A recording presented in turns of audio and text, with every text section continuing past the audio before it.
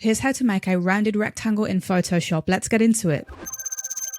Begin by coming over to the shape tool in the toolbar, click and hold if you don't see rectangle, and you will see it from this list right here. Select the rectangle tool.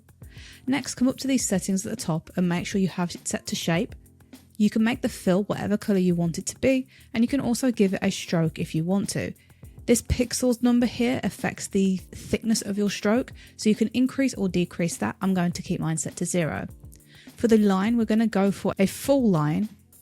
And with this all configured, we're ready to create our rounded rectangle. So to begin with, click anywhere on your canvas and drag. This is going to create the initial shape. Now to make this a rounded rectangle, all we have to do is simply click on one of these circles here. You will see that your cursor changes to this little arc cursor.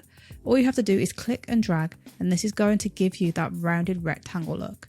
You can always go back into this and tweak it if it's not quite right, but that's all there is to it.